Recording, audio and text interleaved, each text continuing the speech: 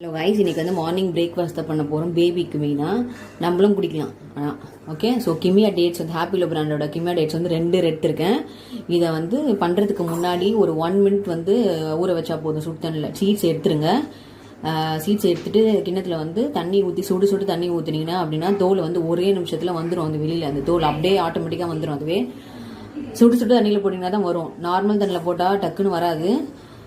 இது வந்து சத்து மாவு கஞ்சின்னு அரைச்சி வச்சிருக்குது. 1 கிலோ பாக்கெட்டை வந்து கடையில் விற்கும், ராவாக விற்கும். அதை வந்து வாங்கி அவல் அப்புறம் மக்கானா ஆல்மண்ட்ஸ் அதெல்லாம் எக்ஸ்ட்ரா கூட சேர்த்து போட்டு நான் ஒரு கிலோக்கு அரைச்சி வச்சுருக்கேன். இது வந்து 1/2 டேபிள் ஸ்பூன் இருக்குது பார்த்தீங்களா, அதில் 3 ஸ்பூன் போட்டிருக்கேன். அதில் மென்ஷன் பண்ணி அதில் இருக்கும் பாருங்க, 1/2 டேபிள் ஸ்பூன் 3 ஸ்பூனு. ஓகேங்களா? இதில் 3 ஸ்பூனுக்கு அந்த 2 டேட்ஸ் வந்து ஸ்வீட்னஸ் கரெக்டாக இருக்கும். அதுக்காக தான் வந்து நான் அளவோடு சொல்கிறேன். நீங்கள் வந்து கம்மியாக இது போட்டிங்க, மாவு கம்மியாக போட்டிங்கன்னா டேட்ஸோட ஸ்வீட் தான் அதிகமாக இருக்கும். அதனால தான் வந்து நான் அளவு சொல்கிறேன். ஓகேங்களா?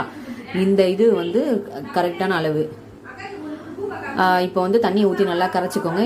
அப்போ தான் வந்து லம்ஸாக இருக்காது, சீக்கிரமாக வெந்துடும். அதுக்காக தான் வந்து முன்னாடி தண்ணியை ஊற்றி கரைக்கணும்.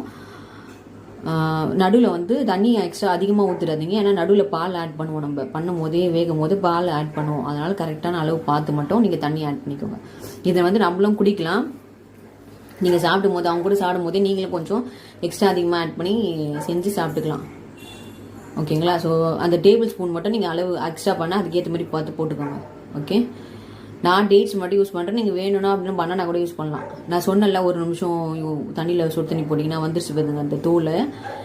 இப்போ வந்து தோலை எடுத்துகிட்டு டேட்ஸை மட்டும் வந்து இதில் ஆட் பண்ணிக்கலாம். ஓகேங்களா? ஆட் பண்ணி அதில் கரைச்சிக்கோங்க. அந்த டேட்ஸை மட்டும் டேட்ஸை ஆட் பண்ணிவிட்டு இதில் கரைச்சிக்கோங்க நல்லா இந்த டேட்ஸையும். அப்போ தான் வந்து டேட்ஸும் வந்து நல்லா வெந்துடும். அந்த இதோடைய மாவோடைய சேர்ந்து நல்லா வெந்துடும். இப்போ வந்து நல்லா கை விட்டு கிண்டிகிட்டே இருக்கணும். ஏன்னா வந்து அடி பிடிச்சிடும். இது ஒரு 10 மினிட்ஸ் தான் ஆகும். இது பண்ணுறதுக்கே ரொம்ப ஈஸி. அதுதான் கம்ஃபர்ட் குக்கிங். அதுதான் இது வந்து ரொம்ப வீட்லேயே அதாவது எக்ஸ்ட்ரா நம்ம கூட சேர்த்து நல்லா மாவில் அரைச்சிருக்கோம். அதனால் ரொம்ப வெயிட் கெயினுக்கு ரொம்ப யூஸ்ஃபுல்லாக இருக்கும்.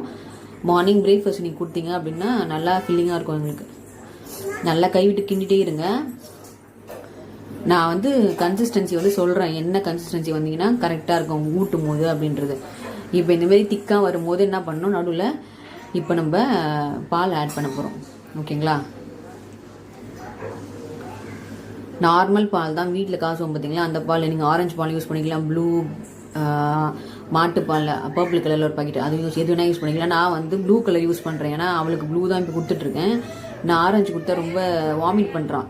அதனால்